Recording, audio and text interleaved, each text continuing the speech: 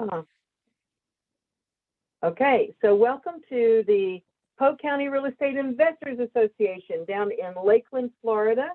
And tonight our guest speaker is going to be Adrian Smude. Adrian is one of our very own PCREIA members and leaders here at PCREIA. We are awesomely lucky to have him in our group. We're always learning something new and great from him. In case you don't know who Adrian is, he's been investing in real estate since he became an accidental landlord in 2002. So he attempted to invest again, but his second home ended as a short sale. So after 11 years of being a sort of a hobby landlord, if you will, he'd really discovered his passion for real estate through REIA meetings. He switched his investing niche to mobile homes and with land, and he's been following this path ever since. He's written, and he's part of 3 masterminds. I don't know if you guys know that. And this is very valuable. This has really made a difference, I know, in Adrian's projection in his real estate investing journey. He's been including one of those as a high-level mastermind that he actually hosts himself. In addition, he's a best-selling author of How to Buy Mobile Homes, and he teaches about his success and failures. And tonight, Adrian has agreed to come and be our guest speaker and talk about several things, including some updates and added tidbits. And if you've been to his last 2 events that he's had, one of them was on investing in mobile homes and one was on landlording. There were some great tips. I loved both of those and really enjoyed this last one, which was about landlording. I wrote down resources and all kinds of good things. So it was a great evening or afternoon for everybody. It was a whole day. It was really great, Adrian. And we are super happy to have you here tonight. Hey. Thank you, Liz. And that's the topic we're going to cover tonight. One thing I do want to bring up before I get started, and I meant to add that to our notes for the beginning part, is if people can put their cameras on, and I think that really helps the speaker actually like have faces to look at, because if not, it kind of sucks as the speaker because you just look at a screen. But then the other thing is you pay attention better. I know for myself, if I have the camera on me, I doodle less and do less other things because I know everyone can see me doing other things.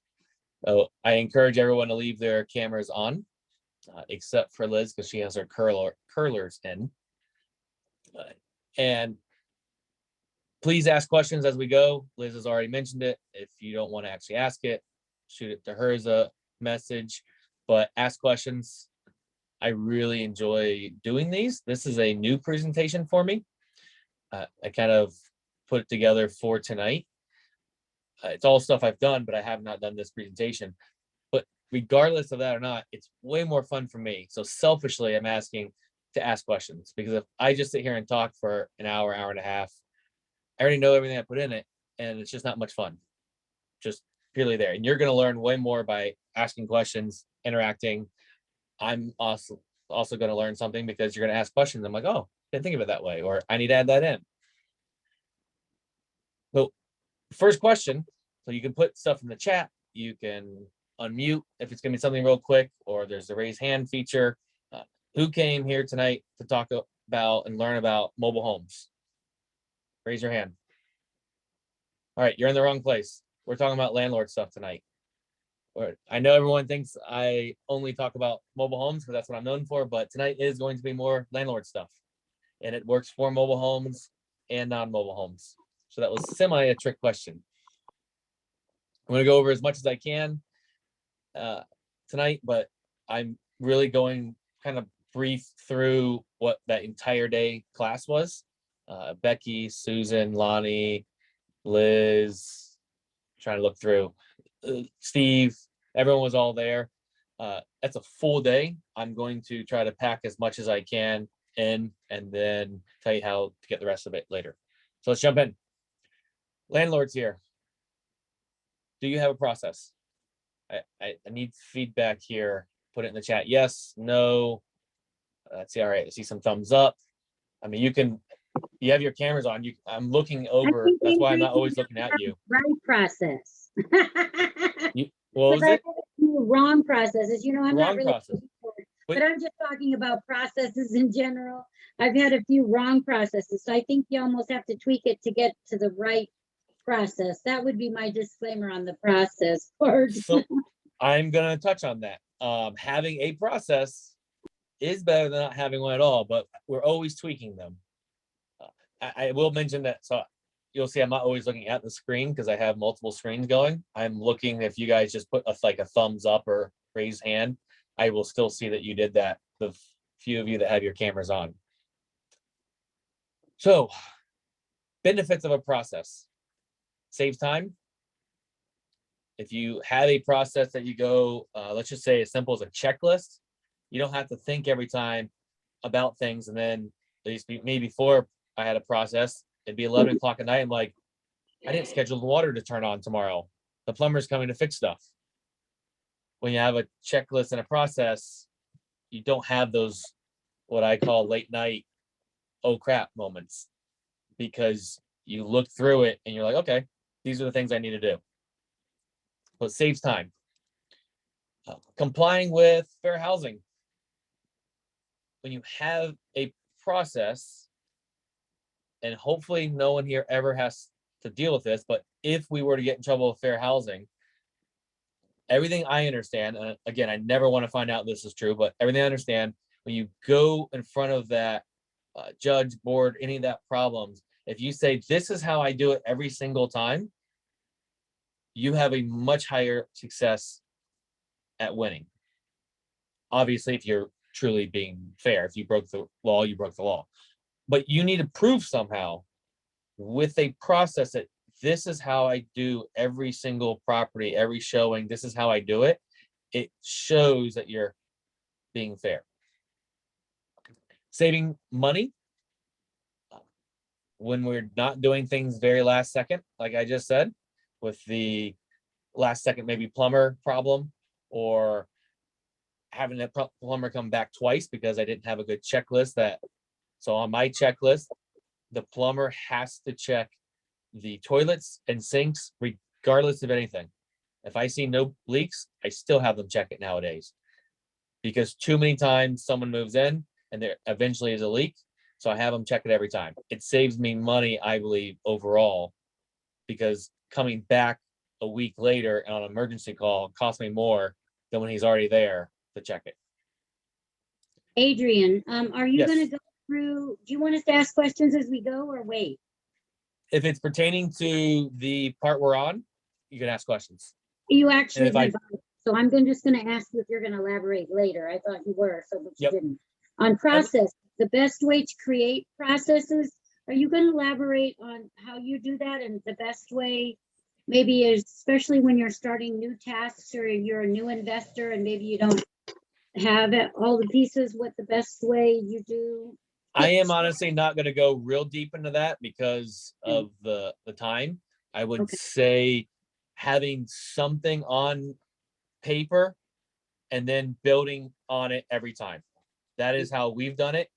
We did make a pretty big jump. Honestly, we hired someone to help us do that because that's not something was a massive strength of mine or Jill, which is my office manager. But now we have a base, and now every time we put a property up for rent, we go over it afterwards, after action review, and we say what went really well, what didn't go well, how can we do better at the things that didn't go well, and then we go back and change our process. Sometimes there's nothing to do, and sometimes you're like, yeah, maybe we could have mitigated that with something else. So that's my way. But I think the biggest piece is a lot of people don't have anything. And if you have nothing, just get something down and then slowly build it. All right, great. Thank you. I know that slightly answered the question, because that's a whole topic on its own. Is Ability to outsource? add as you go, basically, as long as you have a basis Yeah. for it, you'll just add what you need as you go, because everyone, is going to be different anyway. Exactly. So everyone's going to have a different process.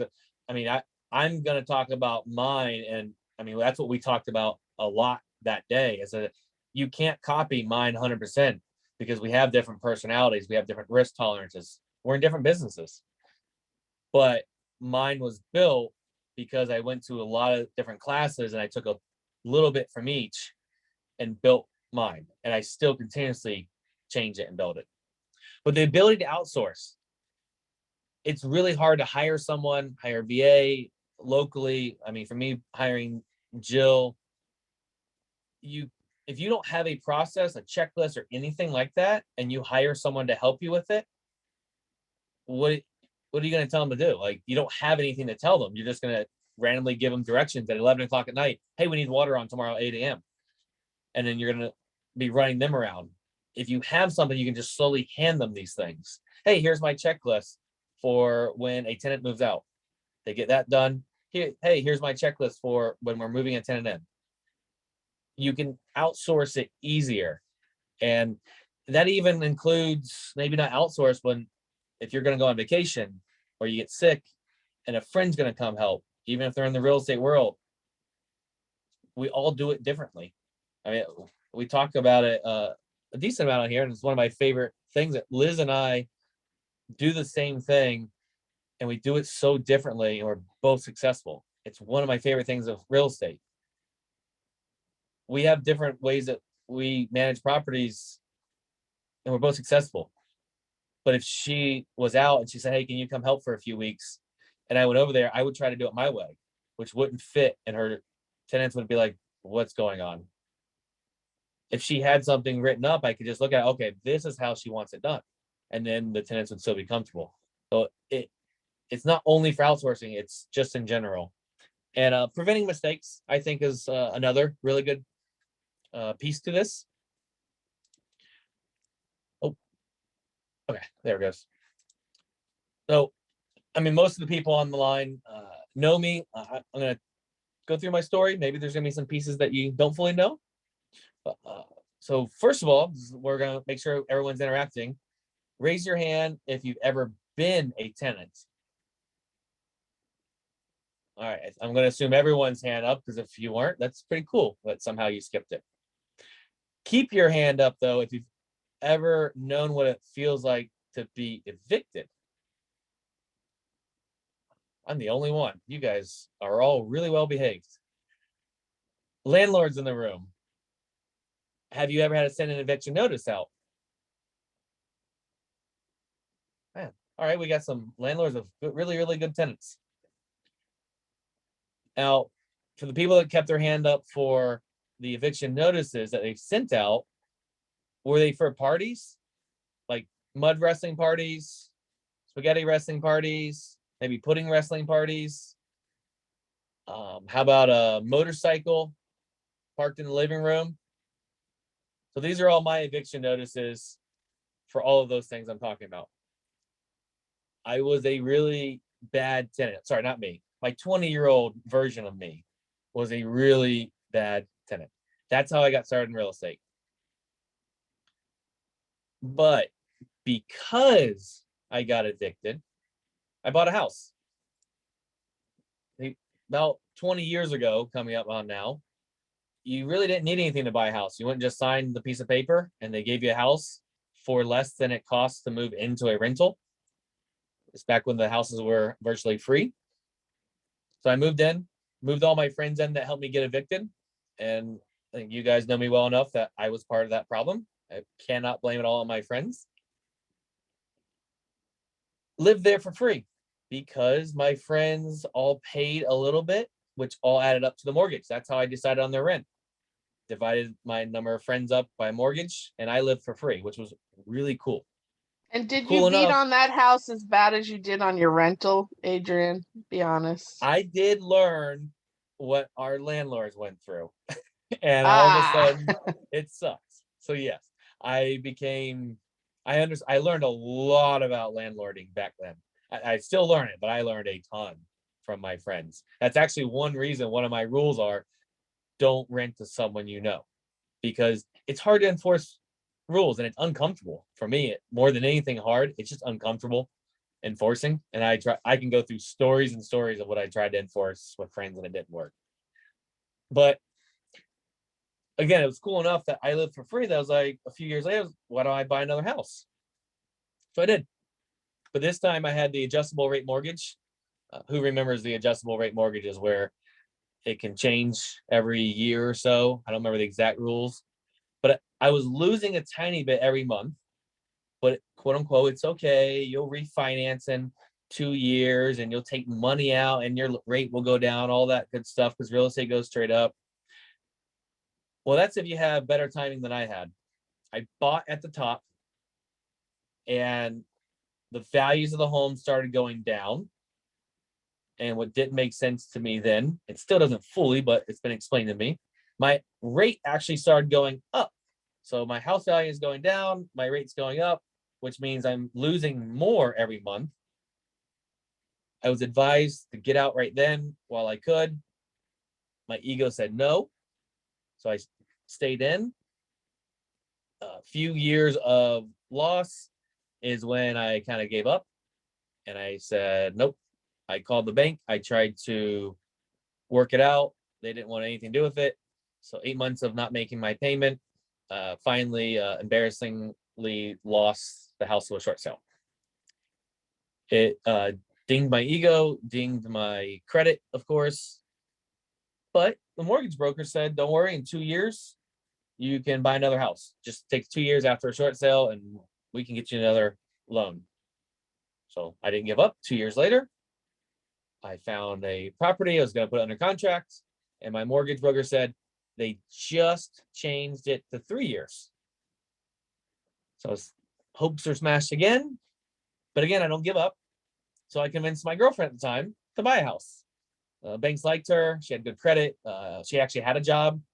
So they loved her. We bought a few houses that way. We're getting decent returns and stuff. That kind of ego reminder kind of started coming in the back of my head of being wrong again. And I just wasn't finding the returns I felt like I should get. Can anyone relate to that in this market? Not finding the returns you think? I see some heads nodding. And that's when I ended up at REIA. And I instantly fell in love with the education from speakers like me, the networking. I mean, the friends I've made through mainly PCREIA and some other ones.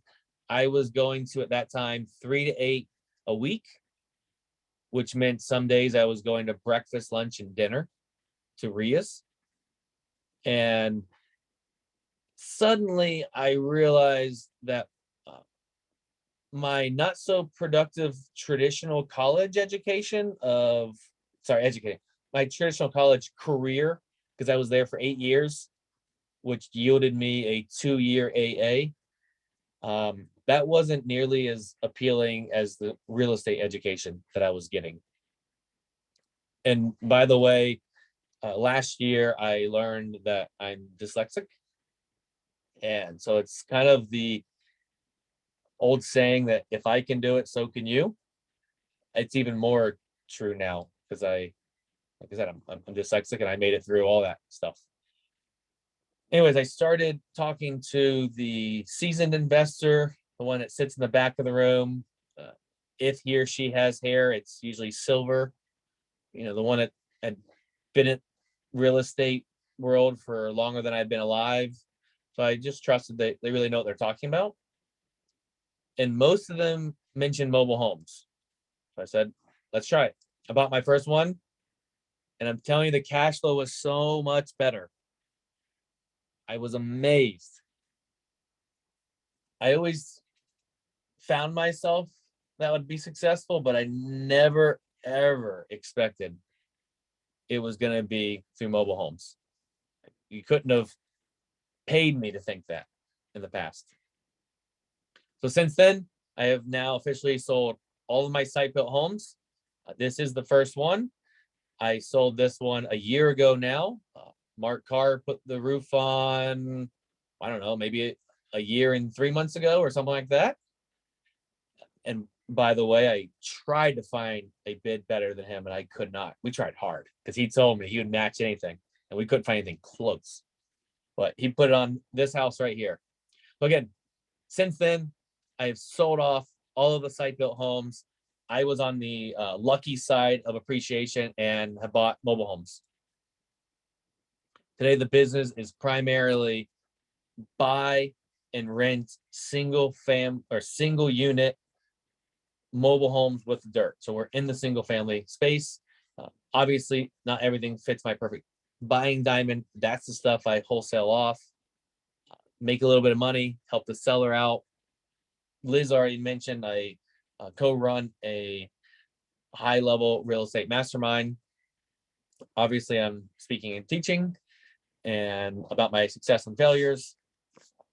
Here's my book that I think a lot of people already know, but How to Buy Mobile Homes. And a lot of you I have to thank for helping me become a bestseller. So now imagine a world where you have the freedom to be where you want, when you want, with who you want. I think my management process is what has allowed me to live what I call my lifestyle freedom, which is to be where I want, with who I want, and when I want. So who wants the lifestyle freedom to be where you want, with who you want, when you want? Say yes, or raise your hand, or motion me, or something. Okay, everyone's still alive. Obviously, again, everyone here I think really knows me. I travel a lot, a ton, especially nowadays, and I really pick my travels of where I'm going to go speak or where I'm going to go in general by where I have friends. I love to go travel and make new friends, but also where I want to be with friends. So who wants the freedom to be with their friends, travel with their friends whenever they want? All right, we're getting some yeses still. Another piece of the business that I really enjoy is I'm able to help friends make money that are not in real estate. I like helping my friends make money. So it would be called private money, but I think of it as helping friends make money. Who else wants to help their friends make money? Great. So it sounds like you guys want me to keep talking and talk about my management process. Let's go over, we're going to go over as much as I can. This is my 4 steps. Again, it's attract your ideal resident, hassle-free marketing process, setting expectations, and the rest of the story. But all of it starts with our friend Lenny Simador, member of PCREIA. He's semi-local up in Pasco County. He's spoken a few years ago. One of my favorite people is him and fantastic people and investors. He says, when you buy your home, you buy your tenant. This is literally in every presentation, every class I teach. I don't think I've had any of them without his quote, because it's so true. If you buy in a good area, a good home, you probably will get a good tenant or resident. The same is true if you buy in a not so good area, a not so good home, you may not get the best person there. There's no right or wrong, but knowing that ahead of time helps you plan your business. So that's where I start. And it goes along with who is your ideal avatar resident. So I'm using the term resident instead of tenants. I'm going to go through some questions for the seasoned landlords. You'll be able to go through this a little bit better and pick someone. For the either not so seasoned or people that have not been a landlord yet, you're not going to really know who you relate with very well, which is fine. This has taken me 20 years to kind of craft, and I've really focused on it the last few years. So think about the seasoned group of all this, who you've related to, who you've gotten along with, who's paid on time, which type of houses you've really worked with well. The newer group, keep this in mind as you're going, because the other great quote that Lenny says is when you're growing, you buy whatever your bank account can afford. So we don't always buy our ideal properties when we're in growth mode. And that's actually what we've been doing the last few years, is kind of selling off some of those and upgrading our portfolio a little bit. So let's go through some of these questions. Adrian, Yes. Adrian, just a quick question. I noticed when I went to your class on landlording last time that, and you said it just a while ago, real quickly, you've changed how you're saying, you're talking about your tenant, you're calling them residents now instead of tenants. I'm just curious, what made you flip that? Because I love that. I think it's great, but what made you do that? Vina is the place or person that has really got me to switch it. I'm not sure if she originated it, or I know she's very strong in the push for it. So we are housing providers, not landlords. And we have residents live in our houses and properties, not tenants. They're, to me, just better terms. We provide housing, and I think of a resident, exactly, Rosemary, as a long-term person. That's exactly what I was about to say, Rosemary.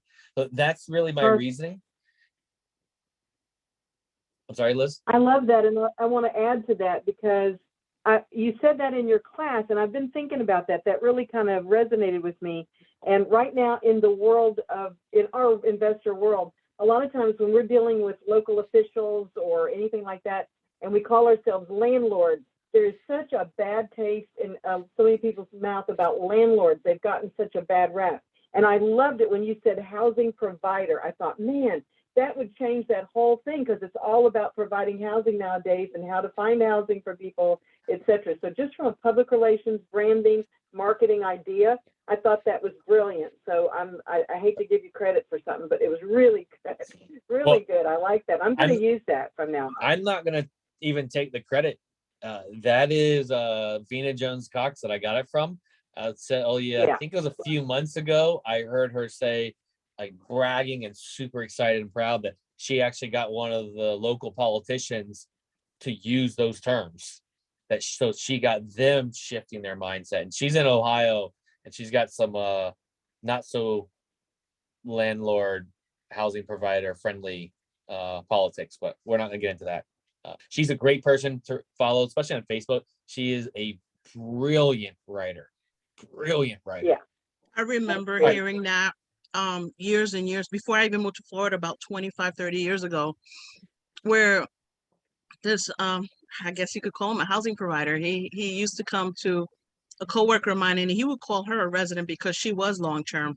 And he saw that person at another level. Those that just kind of come and go, he calls those tenants, because they're not willing to put in that commitment. He's willing to put it in as a landlord or a housing provider, I guess, but they weren't willing to be there for the long haul. So he called those short-term people under a year. He even said under 2 years, you're considered a tenant. If you stay there for over a year, you're starting to come, and you renew your first year, you now become a resident. So yeah, it's totally, cool. Yeah. Well, I'm gonna jump back through because I really want to try to get as much as I can, and I think I have too many slides in here. So let's jump through some of these slides.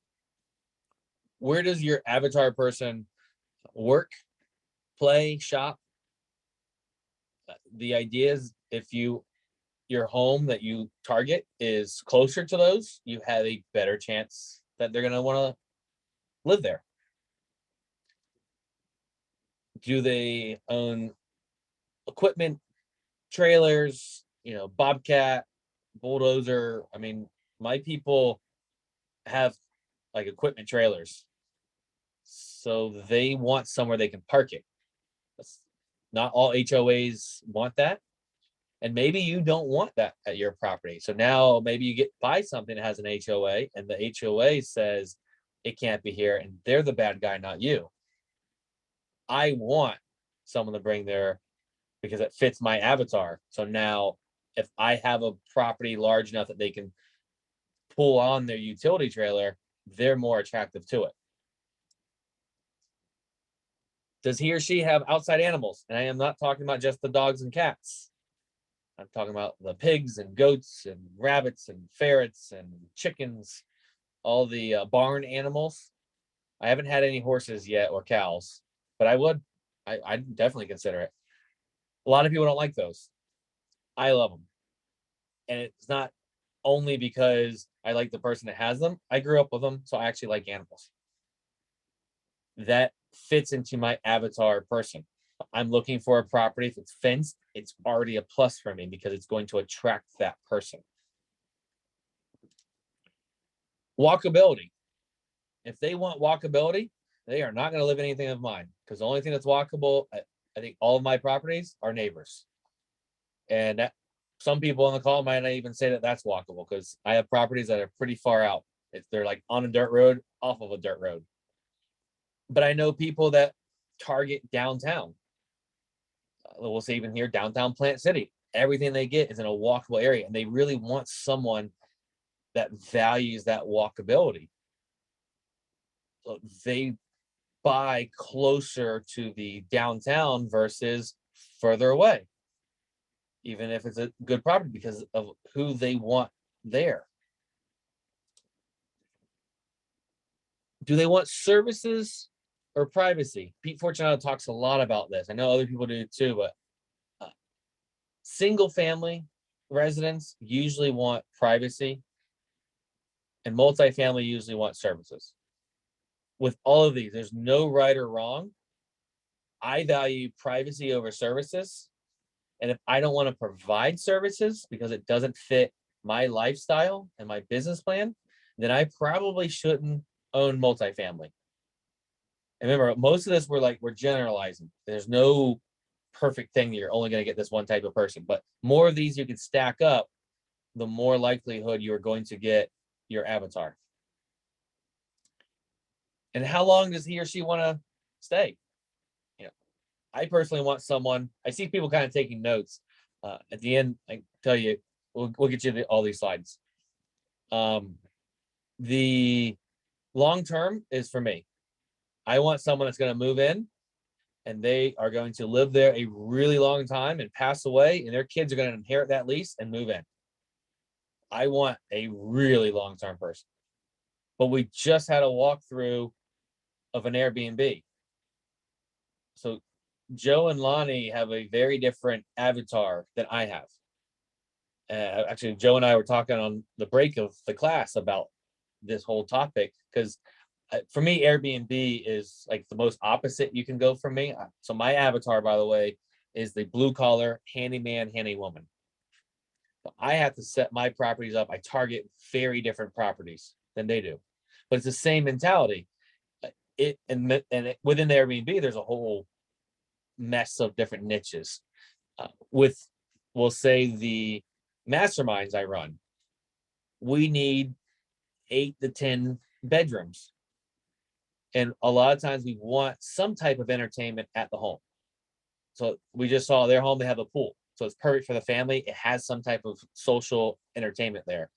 We're a bunch of guys most of the time. Sometimes there's some girls there and a couples, but we want maybe a pool table or ping pong, arcade little area. It doesn't even have to be anything really big, but that's another type of entertainment that attracts.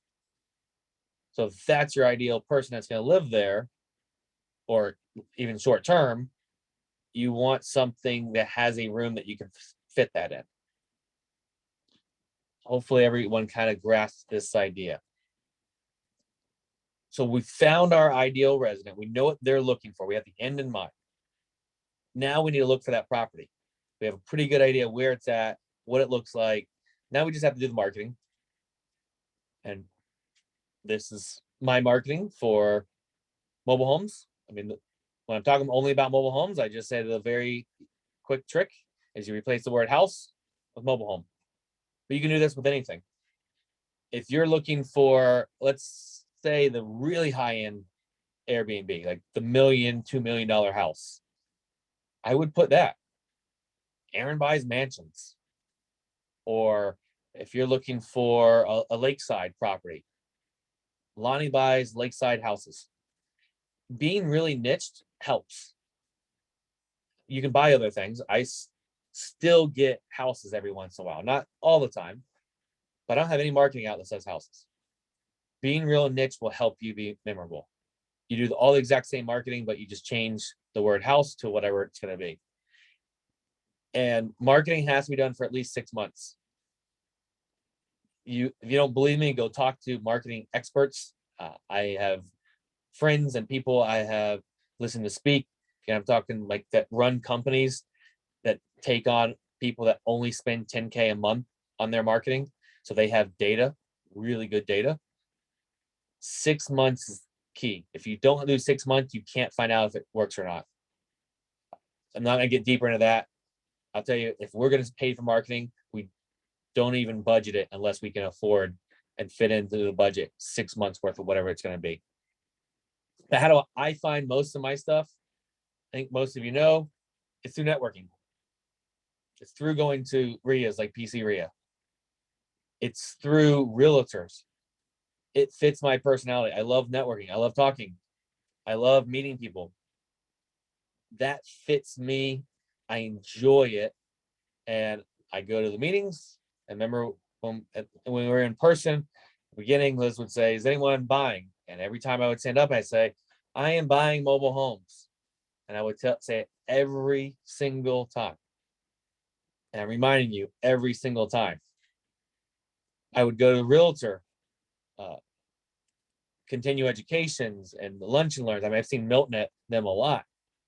I'm not a realtor. I'm not licensed. I still paid for continuing education, partially because I'm an education junkie. The other part is I got good relationships with realtors, because who continues their education? The realtors that are actually doing business. For me, I would be able to educate them on mobile homes, use me as a resource, I would tell them, and then sometimes they'd bring me a deal. When I closed the end of last year, well, Mark Carr put that roof on as well. That came from a realtor friend. She had it as a pocket listing. It was going to go live, and the person just like, I need a God. I don't have time to wait. I was one that got called because we have a good relationship. I always keep everyone in the deal. I think everyone in PCREIA is in the abundance mentality, but when you pay people, they want to bring you more business. So I love keeping the realtors in the deal. It's easy money for them. But do that with whatever type of niche you're in. Let them know that when you say, I do real estate, and I hear people say that all the time, that tells me nothing, and I don't think of you again. If you tell me exactly what you do, then I can tie it. So I have hooked everyone's brains that I have met. Mobile homes and Adrian, those two terms and words go together because I say it over and over and over again. I do real estate tells people nothing. You have to tell me exactly what you do. You all know that I wear my t-shirt everywhere I go and everything I do. That is a lot of my marketing. Part of this slide I wanted to talk about is having fun while doing it. All of these pictures I'm having fun with. Even the one that I have 2 needles on my arm at the time that I was getting over being deathly afraid of needles. I'm having fun through all of it. I'm marketing, but I'm having fun and showing people. I enjoy what I do with real estate because I set the business up to benefit my life and serve my life versus I put my life within the business. But I can't wear that shirt. Well, I'm not going to wear that shirt all the time because if I go swimming, I don't like to wear a shirt because it just gets uncomfortable with a wet shirt on. But I still want to market. So what do? Made a Speedo. The point of this slide, besides for you to stare at my butt for a minute or so, is the fact that if you're memorable in your marketing, you have to spend less dollars. Because like it or not, everyone on the call that is actually looking at the screen is going to remember this picture. And Mark's trying really hard not to, but you're going to remember it. And if you remember it, I have to spend less dollars to remind you what I do. It's not everyone's personality with marketing. Eventually, I'm going to do a whole day on marketing because I love talking about marketing, but it's got to fit your personality. All right, Mark, I'll move away from it. I'm picking on you. Well, the IRS, that's a good IRS picture of writing off that scuba or snorkeling or whatever you were doing. I was scalping. So, I put this in it. Zevin, she's awesome. She runs a young exchangers meeting. She is a very awesome compliment I got from her from the class. Adrian opened my mind to the possibilities of finding great tenants. That was one of my awesome compliments from that class. And I hope you're kind of getting that thought process that we don't have to think of tenants as these bad people. If we attract the one that we want and who we want, they're not bad people. Almost everyone, if not everyone, raised their hand when I said, who's been a tenant before? Now, I was a bad tenant. 20-year-old Adrian was a bad tenant. But we're people. And if we treat people with respect that want respect and deserve it, then we're all good. So you can find the right ones. We're going to skip to the next section. I'm going to overview a little bit here. The hassle-free marketing process. I used to get tons and tons of phone calls, not with the cord. I'm not that old. I just really like this picture, is why I picked this one over the one of the cell phones. So I was becoming a motivated landlord at times because I dreaded going through all of the calls and texts that I would get from the marketing, because especially in today's world, you put something out there and we get tons of replies. And I just started to not enjoy it. So I started becoming more motivated. I don't do any of that anymore. I don't take those calls. We self-show now. I don't have to drive out there. I'm not going to go through the self-show process. If you haven't done it or looked into it, I urge you to at least consider it and look at it, because I don't want to go through just a tiny bit of it and then have to cut off or anything. But we self-show. I will point out one really big piece, that we use a Simply Safe security system. And the one reason I want to point out this one is I didn't think a ton of this part that we put this up. I mean, it's $15 a month. I get to see if anyone's in the property. It assures me. I can log in the app and see it. We put so this is actually the kit we would buy. Motion sensor here.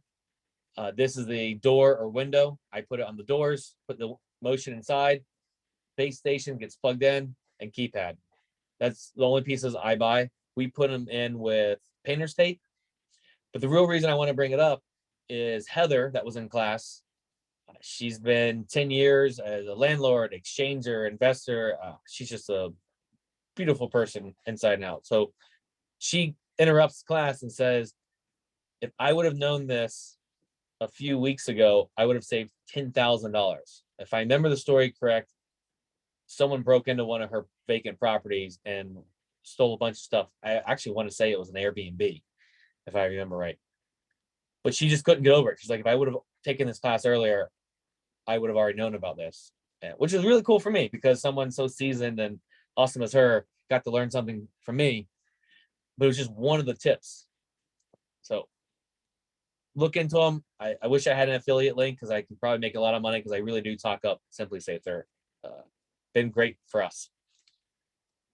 That's how that's our very brief. Time-wise, self-shows have been wonderful for us. Next is setting expectations. I really think that this is where landlords probably fail the most. I can't say the most, because the other parts are very important, but I know at one point, all I did was say, hey, sign the lease. And I pushed it over, and I hope they didn't ask any questions, because, well, I didn't know the answers to a lot of them. And setting the expectations, I think, is the biggest key for a long-term resident. If you're in the short-term market, it's still the same thing. If you set the expectations very upfront, we're not going to allow parties. The party crew is not going to even take the chance, or there's a very small chance they will. They will probably go somewhere else that did not set the expectation. Expectations are everything, really, in communication. This is not just being a housing provider and a resident, but that is a communication thing. we are huge on setting expectations. So our kind of process through that, once we have an approved person, is we set an hour and a half just to go over the lease agreement. And we are currently doing that on Zoom. I think we're going to keep it on Zoom, and we're recording it. I spent an hour and a half to go over that document. People can never believe that it's going to take that long. And I tell them, yes, we're going to go through stories. We're going to talk about it. You are not going to sign this without understanding what's going on. This is part of the application process, really, because if they fail at this point, you still have the time to get up and leave. I have not done that yet, but I will say on Monday, we went over a lease on Zoom for a property. Now, we already had a non-refundable deposit to hold the place, which goes towards their move-in, but we don't start going over the lease until we have everything approved and we got some money from them to make sure they're really wanting it.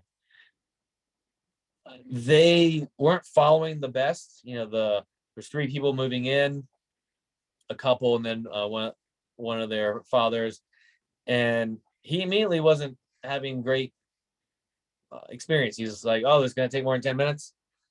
I'm like, yes, if you're not able to do it for the next hour and a half, we need to reschedule or we can't do this. So I had it set that we are in control. I'm setting the expectation that we are running the show.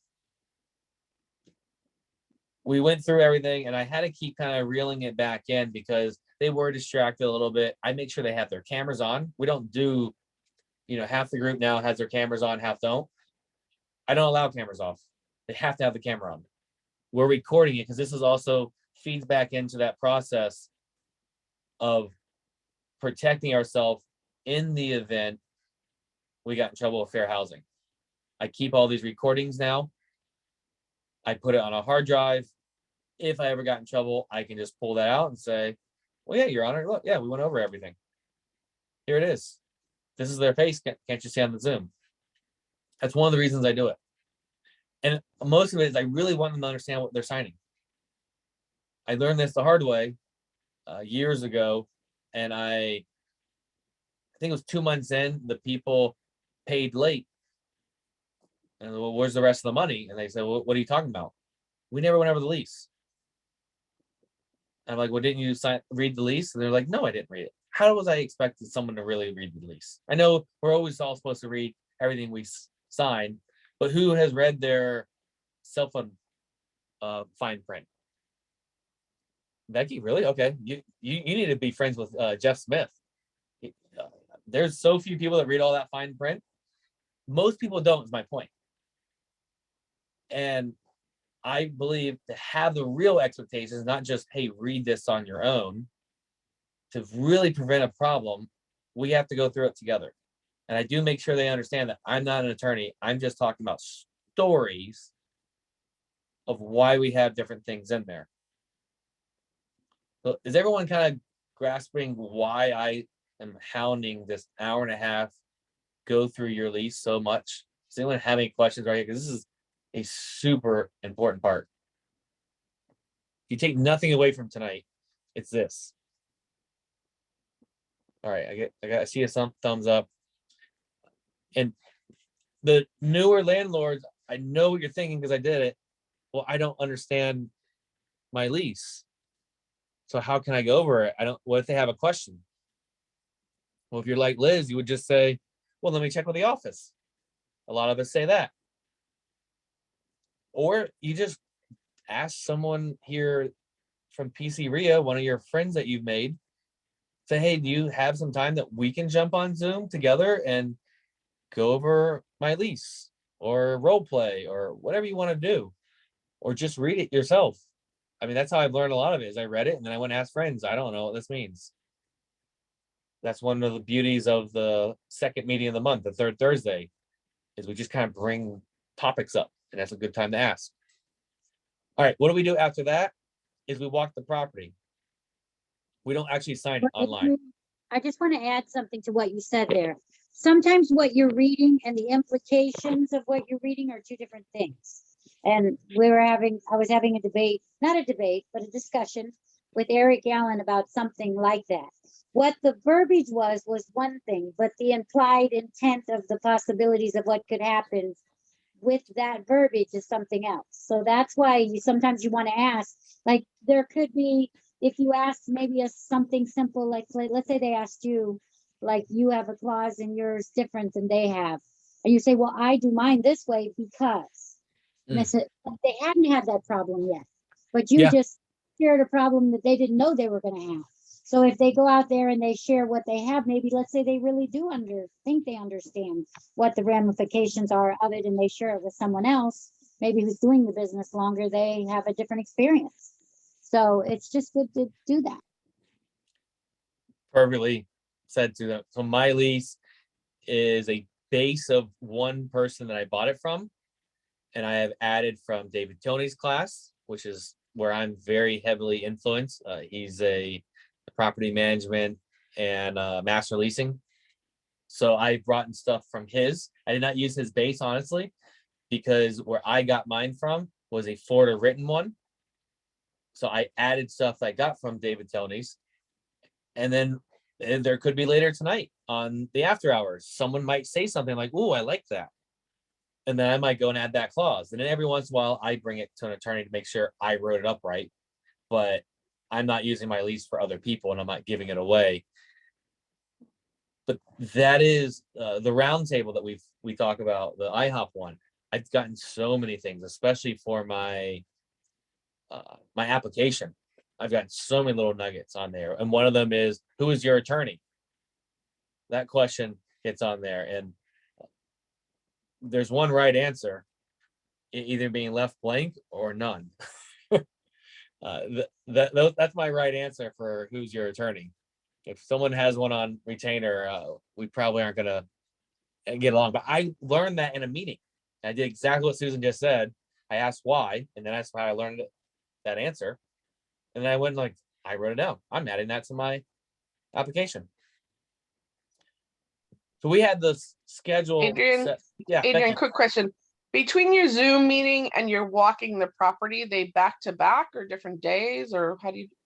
So this week it was 3 p.m. on Monday was our Zoom review, and they wanted to move in right away. We did not do Tuesday because it did not fit Jill's schedule. It did not fit my schedule. So we were able to do Wednesday. That was going to be Wednesday morning. You know, if our schedules are bad for a week, that's a little different. But the next day, you know, part of that is showing that we are in control and we're kind of going to make the rules. And the other part of that is what I've said a few times. The business is to fulfill our life. So that kind of gets built first. And we're not going to drop everything we do to go and help someone. Obviously, building's on fire or something different, but just to move in. And if we setting those expectations ahead of time, if we're run with them to get them moved in, and then all of a sudden we're not going to reply right away, we show different expectations. So the 8:30 Wednesday morning was the plan. Well, on Tuesday, remember, this is all this week. Tuesday, we get a text from them, is that money refundable? And we got an email from them asking the same question. And we said, no, remember it was a non-refundable. What's going on though? Well, they said that, I don't remember the exact reasoning, but Jill and I did not feel like it was true. We were pretty sure they did not like our lease. So we refunded them the money though, even though it's non-refundable. We already took it off the market because although they did follow along, you know, I was testing them a little bit more through the review of the lease to make sure that they were gonna, we'll say, just get along and comply. They did pass it all, so I did not feel comfortable walking away. Like I could stand up in court and say, this is why. But they didn't like us. I'm pretty sure they made up an excuse of they did not like our lease and our expectations. We refunded them. A lot of people wouldn't, or they would maybe not refund maybe only half or if they weren't going to get along with us, they were going to move out in a few months. I'm going to lose more money because I'm going to have to turn it over. I'm going to have another time I have to work or Jill has to work. And well, the business is set up so we have to work as little as possible. So I'd rather lose a few days, put it back on the market and find a really good long-term person. And they did show a few signs of not being a long-term resident before we approved them, but they had enough other things that kind of qualify them. I was like, okay, well, they're going to go through. So that's what happened. So it's back on the market now.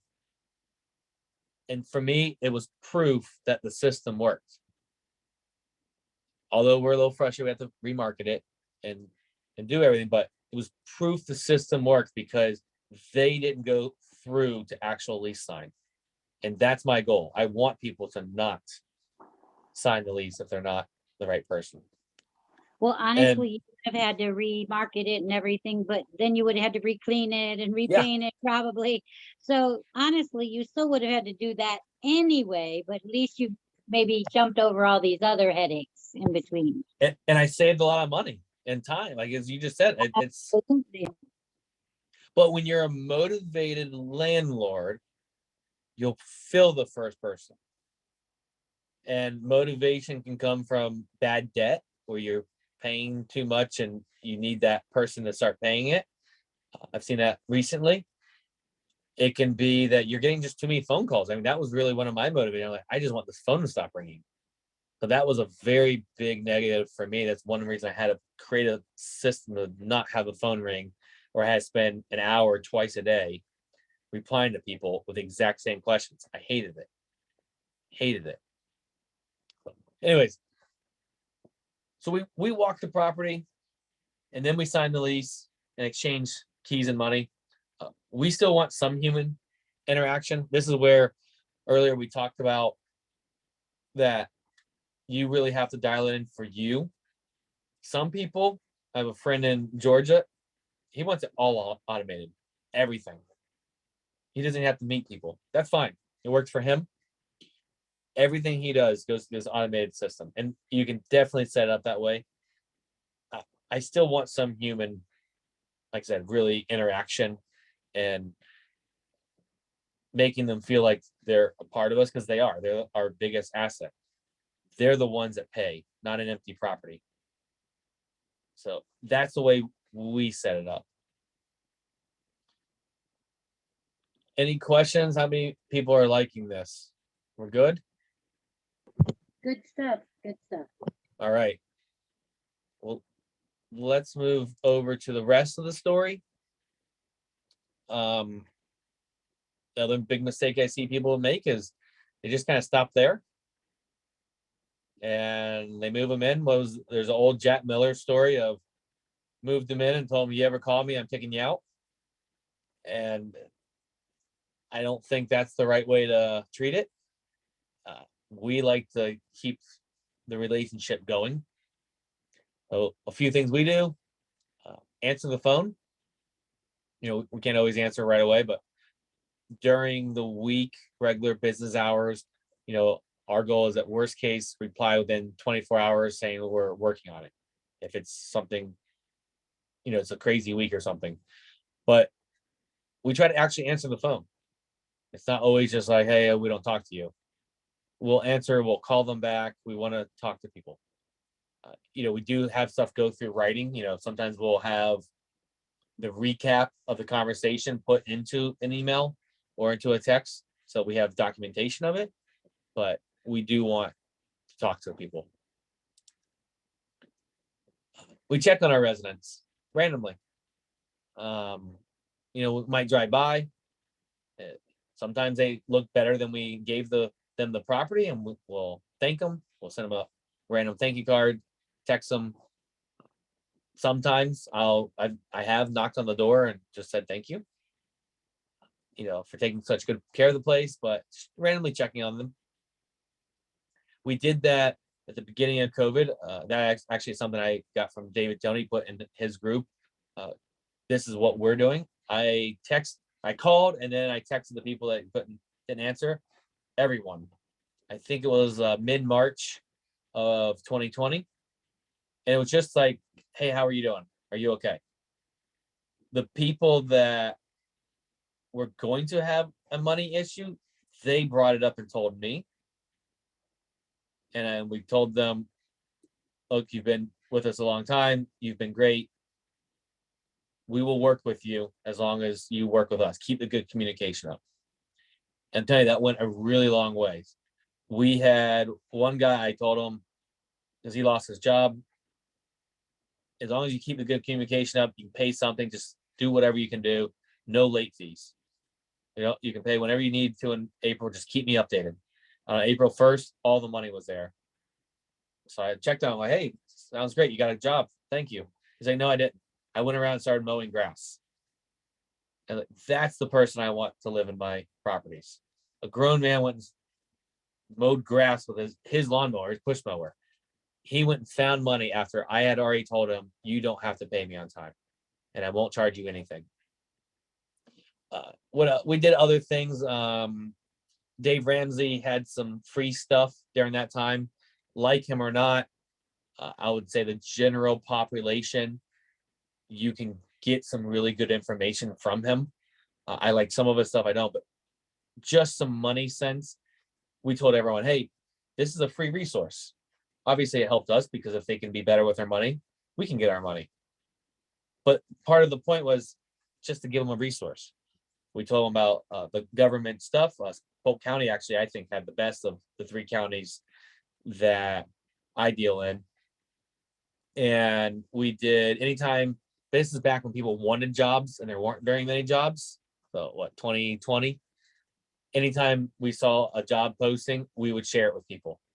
We told them we will do any part of our paperwork that is needed for any government assistance, even though I didn't honestly want to do it, but I knew it was the best for certain people. I will work with you, but I won't work for you. Great quote, Craig. That's really good. Holiday gift. We give a holiday gift. It changes every year. I honestly don't love just giving a Publix gift card. I like to try to think a little more thoughtful for that. But the last few years, that is what we've done. We felt that money was tighter and giving, we'll say food, was a little bit more than we've done poinsettias in the past. We've done Catherine nuts. We bought a different variety of them. We've done, went to Marshall's and made little gift baskets of stuff. We've done different things.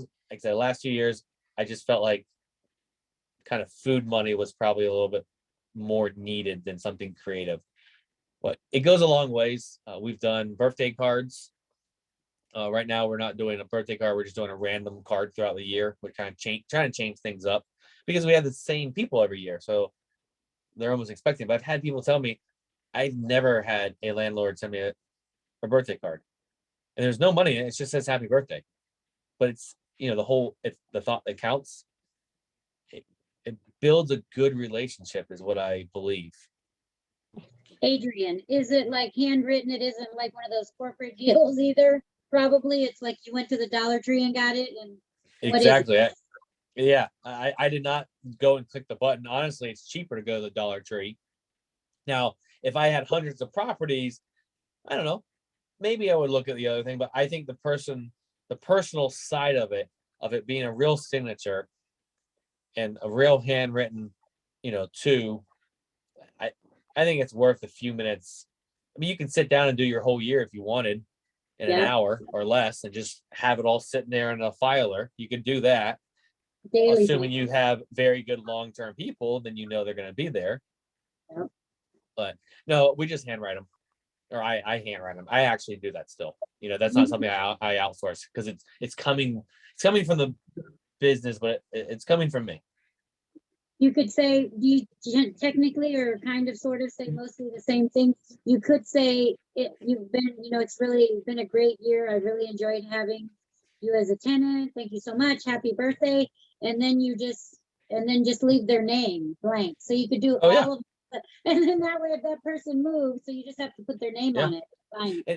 And so when I used to go and hand deliver the gift basket, some people, I'm thinking of this one guy in particular, he would always invite me to the back and he's like, go show me his tomatoes and stuff. Cause he knows I like the garden as well. I'd go check it out and I'd have a conversation with him. Mhm. Obviously I don't get to talk to everyone because they're not all home. Mhm. Not the purpose I've done it, but I have once found out that someone was subletting the property out because a Oops. different person answered the door. I was like, well, who are you? And they're like, well, who are you? So, there is another reason for going and knocking on the door. It was solved very easily because we had good communication, but I don't know that I would have found that one out without knocking on the door. It was not my purpose of it, but there are some benefit. Another time just driving by randomly, we saw a trampoline. He forgot he couldn't have a trampoline, or I didn't set the expectation firm enough when I moved him in that he didn't think I was serious about the trampoline. I actually think it was that because I know when I moved him in and I was not an hour and a half lease review at that time. I went through it, but it was a little more of a gloss over. So I actually put that one on me, and we got it taken care of really quick. Firm but fair. This is like kind of our little motto. Like we try to be very, very fair, but we do have a few residents that we're having to be very firm right now because we'll say that they think that they're running the show and they're wanting stuff now, and they're wanting stuff that is not a fire or a flood or risking their health. And we have to put our foot down and say, no, we run the show. And so we're both. We want to help everyone, but we are still running a business and we are ultimately the ones in charge. And that goes with the expectations. So we set very firm expectations. As long as we can get along, we'll work with you and try to figure whatever we can out. If you don't want to work with us, that firm side is going to come out a little bit stronger. So what else could we do? Any other things that people do or want to throw anything out? You guys have been kind of quiet besides Susan tonight. Yeah, I mentioned in the class you could do 2 to 3 hours of cleaning or handyman at the end of every year. Yeah, Depending on, and then that gets your handyman and cleaning people in there to get eyes on things too. I wrote that one down. I didn't update my slides on that one. I actually really like probably the cleaning one a little bit better than the handyman. But I mean, you could get a good discount, I would think, if you have a good cleaner and say, hey, I've got 10 properties, 15 properties, 30 properties. I wanted you to do all of them. So you could book them out, and I would assume you could get a pretty decent discount, especially if you're using that person already for your clean outs or your move-ins or anything like that. Susan, Yeah, did and you then have something? Oh, sorry. That's okay. I was thinking too, like if you kind of get a feel that some tenants are a little bit of a hoarder, you might say we have somebody that will do organizational stuff. Yeah, feng shui. I don't know. Yeah. Well, that's a good way to But put it. Organizational. it's fine. We have one that we inherited, and the outside of the property is beautiful, immaculate. I mean, I don't think the grass ever gets higher than it's supposed to be. Everything's perfect. And we had never been inside, and we sent the electrician, and he said I couldn't find any outlets because it was stacked to the ceiling inside. It was like you couldn't judge the book by its cover there. And the person we're master leasing from is like, oh yeah, we forgot to tell you, he's a hoarder. You can't walk inside the house, but he's always paid. The outside's always great. He always takes care of the place. So yeah, that's a good idea. Maybe we could offer that to him. I don't know if he would. We'd have to work on the wording of how we offer that to him. So we don't want to insult him. Dory.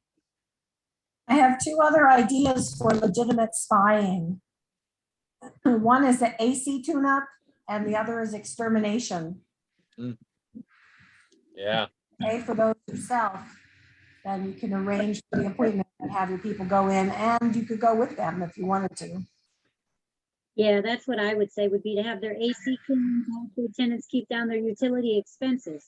And that's how you would put it to them. But really what you're doing is making sure at least once a year your filter gets changed, and you'll see if they're changing it, right?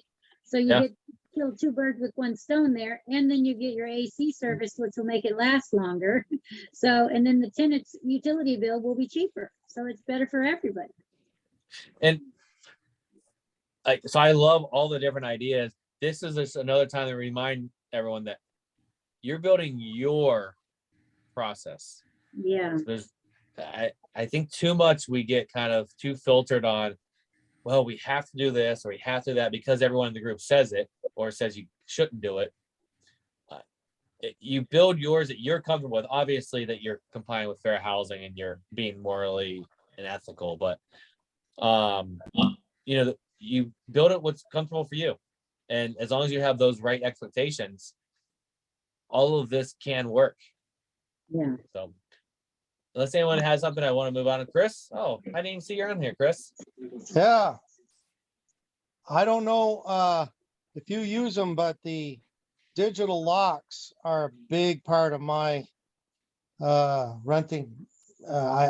Keys are hard to keep track of and everybody loses. I had one tenant locked out constantly, and easy to change the codes as opposed to keys. And I key the locks so that I have one master key for every Mhm. lock, and then give out only the code, no keys.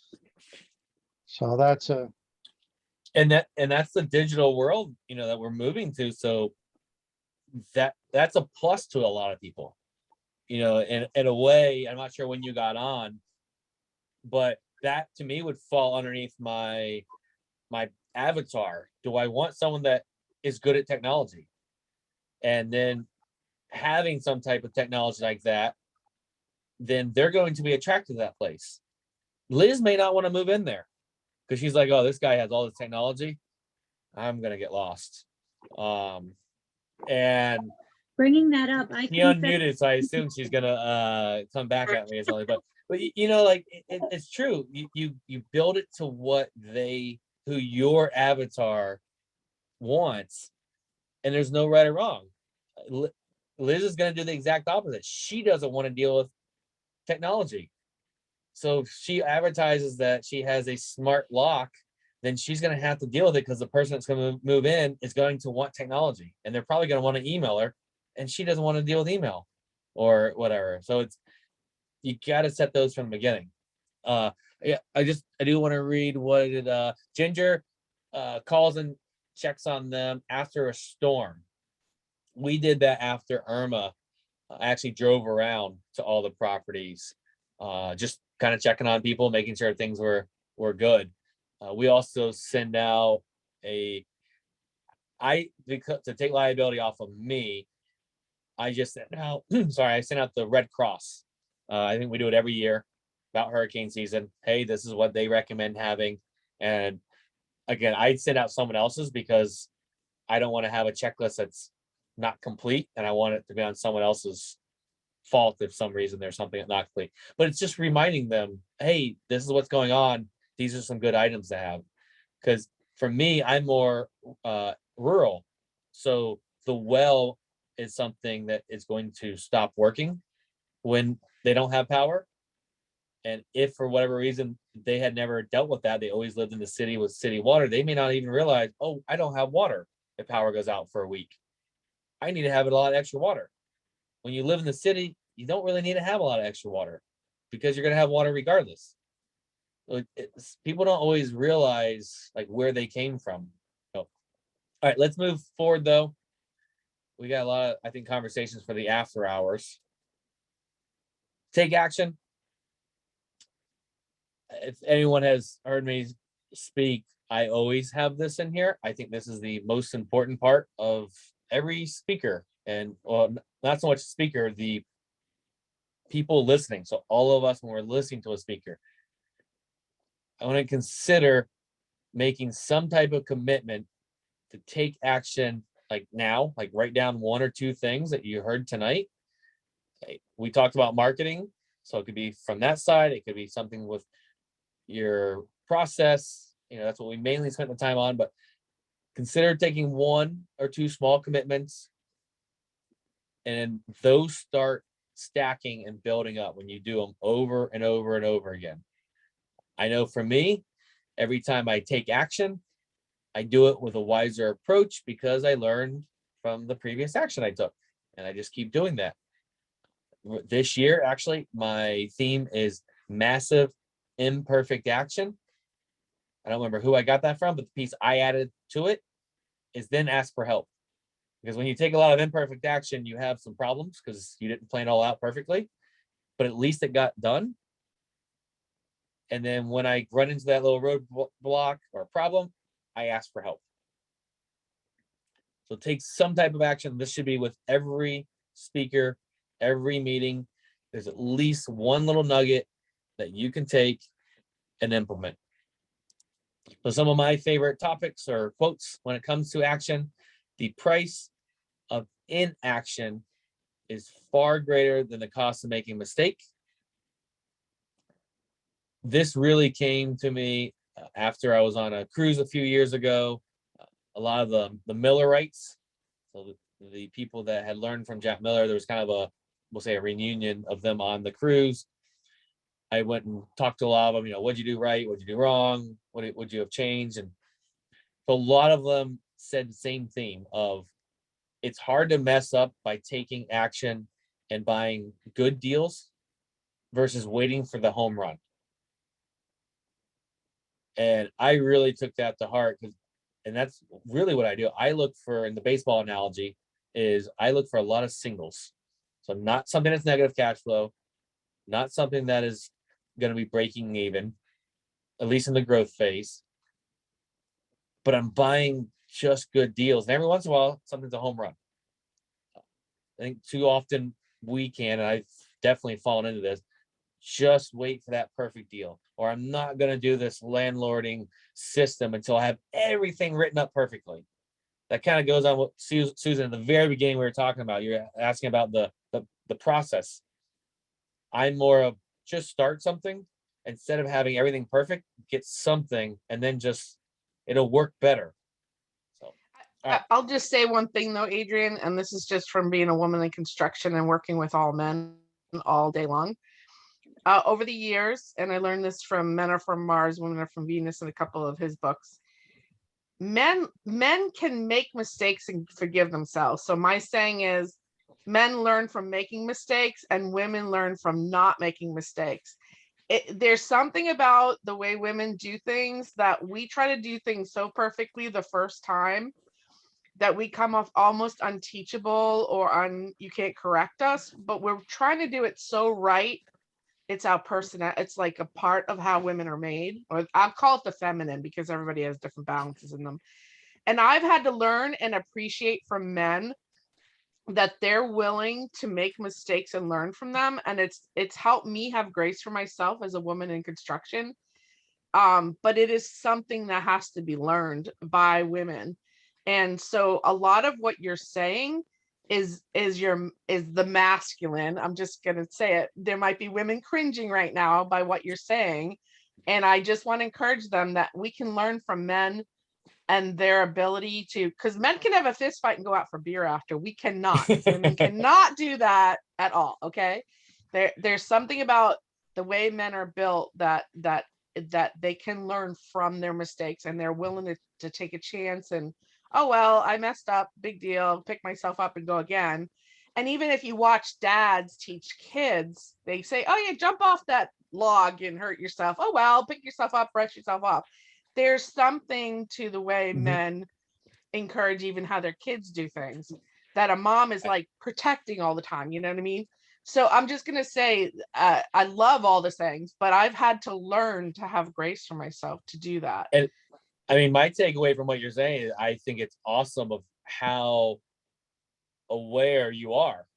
Like, you're ahead of a lot of people, that you understand that about yourself or about women, or that now you can actually, like you just said, learning.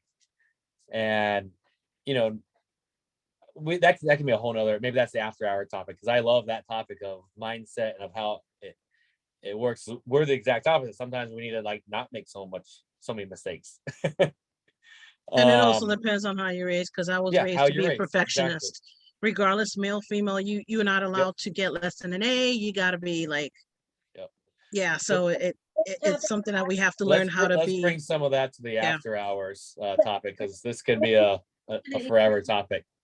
I want to I hear want the to get rest. through these last few here real quick.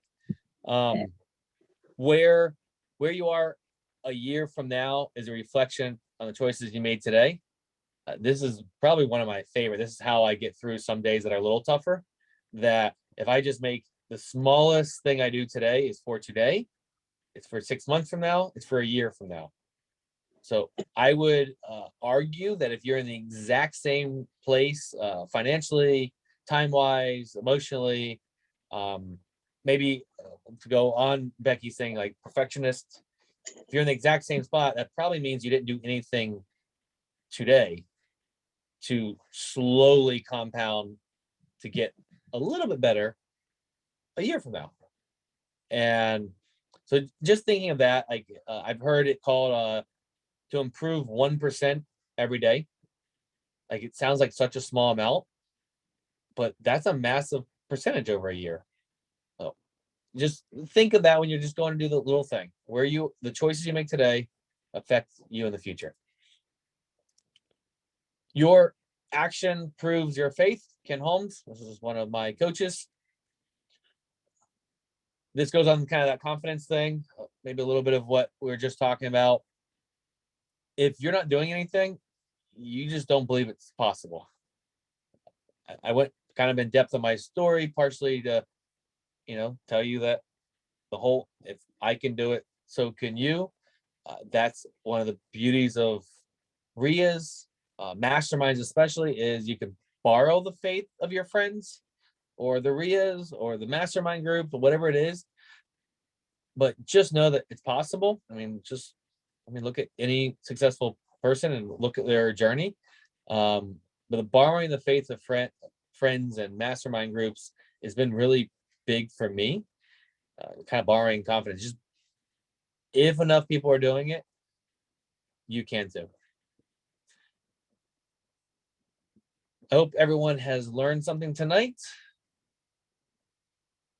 Man, my slides are moving a little slow. That's why I keep kind of looking over.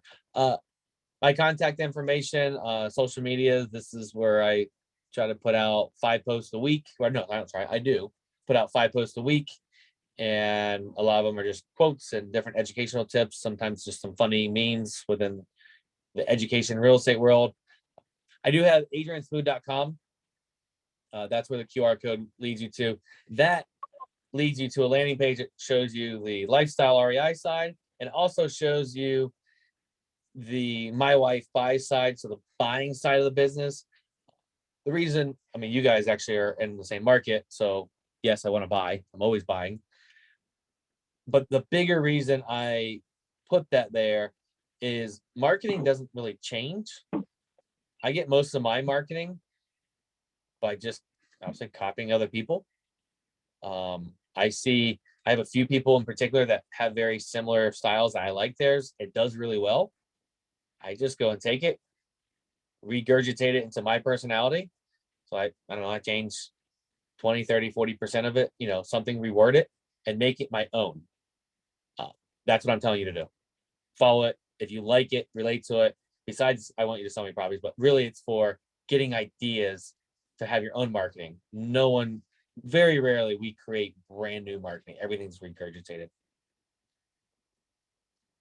So that's what I have. Besides, I did say about getting the rest of the information, and I talked to Liz about giving PCREIA an opportunity to get my video set. This is the class that we were talking about, the full day. I go over it real quick. It is the 4 steps that we briefly went over. That yes, it does work for site-built homes. I do have some site-built homes that I master lease, so it works for those as well. We slightly went over the qualifying the tenants to keep them very long term. We spent actually a lot of time on that. We did some group activity with it. Process meets technology. What I mean by this is I mentioned David Tilney earlier. He's one of my biggest influences. I took a lot of his stuff and a lot of other people's stuff. I added my own twist, but a lot of it is I added the technology side of it. The Facebook, the auto replies, Google Voice, a lot of stuff that automates it more. And I would say a budget friendly. There's definitely stuff that's for the people that have 100+ units and are just outsourcing it all. This is for the not for that person. This is for the do it your home yourself. How to get 90% of your prospective tenants to disqualify themselves. We talked a lot about this a little bit tonight. Basically setting it up so only one type of your avatar wants it and everyone else says, oh, I don't want that property. The whole process that you're going to document it, have the same thing that you do every time. It's what I harped on, having a process for fair housing. Entire system to maximize time and money, and avoiding the top 5 mistakes. Through the student evaluation, so I bribed everyone to give me real feedback by giving them a t-shirt, but I got some pretty good feedback saying that it was well paced with all of the information, yet fast enough to keep engaged. So that was my goal, and that was a big compliment because I feel like a lot of classes are one side or the other. So you get instant access to everything you need for the full day recordings, the actual presentation slides, the digital workbook, so you actually get the workbook as well. And then Advantage IRA was our lunch sponsor there, but they were supposed to do a brief 20-minute-ish kind of what IRAs and 401ks and all that are. I think he went for about an hour. There were so many really good questions. He went in depth, Alex. So that recording right there, I think, is a big piece. He went over all these different answers. It was a good little session. I sell the recording on my website for $497. For PCREIA, it's $347. I just did a practice on Monday night, and as kind of a thank you afterwards, I did not give this big of a discount for myself, but PCREIA has been a massive impact on me and my business, my friends. So I wanted to give a better deal than I even gave it then. So for tonight, it is $347 using the coupon code PCREIA. Of course, it's got to be our PCREIA name. Any questions? Does it sound like he thinks is a good deal? One thing I just want to point out to everybody is because you're very humble about, all the things that you offer and that your events and you sell and that kind of thing. But if you were not at Adrian's landlord event, I would highly encourage you to buy this, because what he went over tonight was a very easy, simple way, but he goes really in depth into all these things. I know at the end of your event, Adrian, you gave everybody a sheet of paper about taking action, and saying, what action are you going to take? And I had, I think, 5 things on there. I mean, I've been a landlord for a while now, and I'm always ready, willing, open, and able to learn something new or to add in. And despite what you said about my technology abilities, which you're absolutely right, I don't like anything to do with technology, but I do understand when it makes it more efficient or better or more automated for me, because I'm following your cue of less work, more money. That's my whole, I love that about what you've set up for all of us. And so some of your automation things were wonderful ideas, and I really liked them. So I've definitely already implemented 3 out of those 5 things that I said I was going to commit to take action. And Awesome. So anyway, get this video thing. If you haven't gone to his event, he guarantees it. If you don't like it, he'll return your money. So, this is a good way to get all of those details down, and it can make a difference. It's surprising. So I definitely recommend. Thank you, Liz. I'm gonna throw the bonus in that everyone there hopefully is signed up. I don't think Liz is signed up yet, but is the action taker Q&A. So on the 25th, so if you already have the video, so if you get it before should be well before the 25th, so you can go through it all. We're gonna do live Q&A, we're gonna get to hear what Liz actually took action on and changed. We'll just go through everything. It's just gonna be a Q&A section. I've never done this. I've seen it done by Pete and John Schaub. So I love the concept. So I said, let's do it. And the extra bonus on that is Jill will be there. So Jill was not at the class, and because it didn't fit her life the day I picked. And for those that don't know Jill is my office manager, and Jill is way better at processes and actually following a checklist than I am. I am the entrepreneur that does this and then does this. And she runs a lot of the behind the scenes on this stuff. So she's going to be there to help answer questions as well. Like one of the things we talked about that we had just switched to was the code box. It's this electronic lockbox. And I had got it in the workbook, and then I realized I've never touched this thing. I don't even know what it looks like besides Googling it. So I'm like, Jill, you need to give me the quick rundown, or I'm going to be a complete idiot in this class. So, it's part of the systems we've created, but I went out and found this. Jill is more of the implementer and actually makes some of this happen. So she's going to be there for the Q&A as well. How can we get if they don't want to use this Q thing or whatever that is over there, if they want to go to a link and they just go to your website, can you put that over in the chat so we can sign up for the action taker thing? You've got to be a technology person. No, you're right. Actually, I thought about that earlier and did not. I was going to put the website on. I totally forgot. So yes, I will put that in there. Thank you for reminding me on that. Thank you. All right. Awesome. And Any you questions? guys, we need to ask Adrian questions. He's told us he has a little time tonight. Normally he stays with us until whenever, but tonight he's going to have to leave. So please, if you have any questions over there in chat, see, there's where you can go to sign up for that. That's a free thing too, right? Is that right, Adrian? No, clarified. No, the link I just sent is for the video set. This Q&A is free if you own the video set or you came to class. If you want just the Q&A, it's $149. So if you want to do the math there, kind of, so you're getting 150 off and you're getting the Q&A for free is 150. So you're probably really saving $300 there. So you can get just the Q&A if you want, but that's going to be 150, and it's a Q&A really on the class. But I know some people are going to want to come just the Q&A. But the class is recordings, all the slides, the workbook, everything is $347, and it includes the Q&A. But you need to do it. Well, for one, the coupon code is going to expire, but you also want to do it now because you want to actually go through it all to really have the right questions, or you're going to come to the Q&A without good questions, and we want good questions give you better results. Yes. So now so those of us who went to your class, you've sent us an email, and we have a way to get into that. That's what so I need to look for that and get signed up for that right away. Okay. Awesome. Awesome.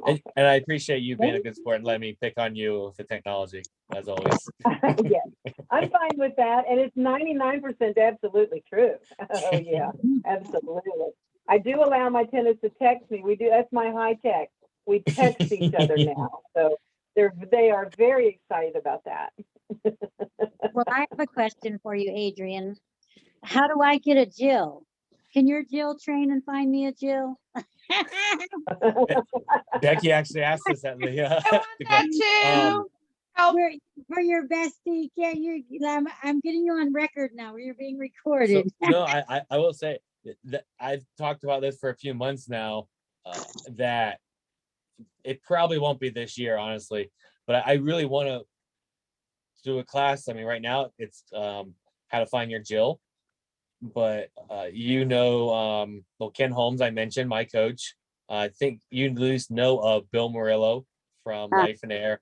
I have a few more friends that have their Jill, so an Angel, a Rachel, like they have different names. And we started really talking, like there is a common theme between them. So we brainstormed a little bit. I want to teach a class of how to find your Jill. And Liz and I have talked a little bit on the topic. I think it's a really good topic because I just honestly got a little lucky, but I now realize things of why I got lucky because we create our own luck. And so yeah, it's coming. If I want to have a life, I can't do all of it at once. No, let me rephrase the question now. I can clearly see I'm misunderstood. I want Jill to actually find a Jill Oh, and find a Jill and then pass her to me. you know, and I don't, There's a service. yeah, I mean, really now we're talking about a VA company that trains in it. Well, Yeah. there are VA companies that, Or if she don't that you, qualify, and then bring the next one. Yeah. so there's, they wouldn't be local, but there's VA companies that you can do that with. If that's what they do, they actually completely train in everything you want, and then you start paying for them. But so we're actually looking at this right now for some behind the scenes. There's some, it's, we'll say $2,500 to start up because they spent weeks training the VA. You're probably maybe talking about something more local. Yeah, I mean, when because like people Jill. ask Adrian, me, Yeah. so people I ask just- me, how did I find Jill? I found her on Facebook, so that's not any good answer about it.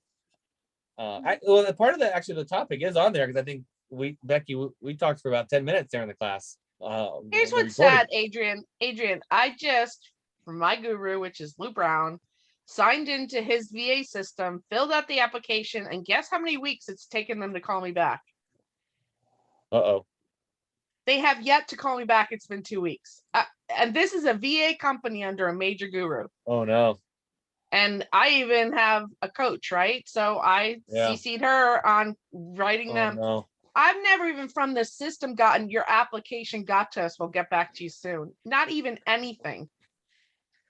So VAs are necessary. This is insane now. Yeah, it is a challenge, Especially trained ones. and that is on our list to find a good VA company that we want to even hire and go through this. Yeah, that's a whole thing. I'm realizing how much it's needed because of how much I'm asked about it, and I'm just blessed that I have Jill. I will say one piece that I think there's a few pieces that are key is, well, first of all, when I hired her, she was the third person I hired, and at that exact time, a friend told me it takes 3 to 6 people until you get who you want, the right person, and it has nothing to do with the people you're hiring. Is you don't know what you want, and you don't know how to market for what you want. It takes that many people for you to understand. So that was one of the pieces. Some stuff I believe that it's happened without me realizing it is I found, and I don't know how I really found, but I found the right person that has like morals and ethics that align with me and work, just the stuff you can't train. And when I realized that Jill had those, I'm like, I can train anything else. And if I can't, I can find and hire the right person to train her. So, I mean, that's what's been happening more. I invest time and money. I mean, I just sent her to North Carolina, flight, hotel, the whole training, because I know it'll help her. And then if it helps her, it helps me in the business. And so I'm willing to invest in her, and I find what her wants and needs are. And then I make that part of the business goal to accomplish not just my needs and wants, but hers as well. And that's some of the common pieces that I hear from my friends. So that I would say is the core base that I think we're working with. But I do want to create something because it's a need. So how do you discover that? Is that during the process? Like, how do you just sit down and have that worked I out? don't. So that's the part of the whole thing that at least the two other people I'm thinking of, we need to sit down and brainstorm that, because I'm telling you what I have realized in hindsight, but I'm Yeah. sure there's something that numerous of us have done probably without realizing it that Yeah. would give that actual answer that you're looking for. And that's where we have to sit down and really brainstorm, and they want to do it too. So it's something that will come at some point. Okay, great. All right, cool. I'll have to work something. Thank you, Walter. I appreciate the comments. Any other questions? And I mean, do you want to do the official end of the meeting now, Liz, and go to after hours? Yeah, let's do that. And there'll be some more questions for you, I'm sure, from that as well. Let's see. You want to say your good night? I wanted to make sure there's no other questions over here that I may have missed on the side. I think we're good on that. So, Adrian, first of all, I just want to thank you so much. This was a good evening. There was great information as always. I even learned or remembered. You know what? This is the cool thing. Whenever we go to these classes sometimes, and maybe we've heard the speaker before or whatever, when you're listening for the first time, when you hear them the third time, you may hear something a little bit different than you did that first time, or something that wasn't really relevant to you in the moment, and then all of a sudden it is. That's kind of what happened for me tonight. I know these things that you shared tonight. However, I still picked up something. So I love that so much. And you're like that too. You love to educate yourself and go learn new things and bring it into the scope. And so you've been a great example for me for that, and I appreciate it. So thank you so much for being here tonight. And everybody give Adrian a big virtual round of applause, please. Yay. Lots of yays. This was really good. Becky over there says, Thank you. mud. I love it. All right. Very good. It was a good evening, Adrian. Really good. Thank you. And I appreciate you bringing it tonight. So with that said, what we're going to do now, I announced it at the beginning of the meeting, I think, or if I didn't, we're going to wrap it up sort of for the PCREIA evening, and this is over. But please, I hope you'll stay on, because we love to do something we call sort of the happy hour meeting after the meeting, where then we just open it up. The speaker, we always ask the speaker and guest to stay with us at least for just a little while so we can ask him more questions. And Adrian's generously agreed to do that. And we're going to then just open the field up for absolutely anything. This is the kind of thing that we do on our Hot Topics night for members only later in the month as well. So we just talk about deals, we offer information, we tell about our problems, maybe help fix it for others. I mean, it's always really great and interesting.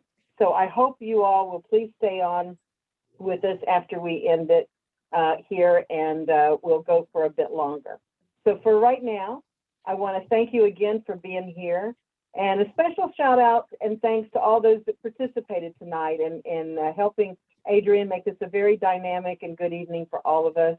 And finally, in the true spirit of PCREIA's motto of investors helping investors, and isn't that what happened tonight?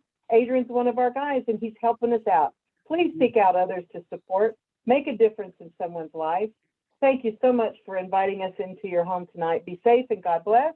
And we are here for you. See you at the next gathering. Yay!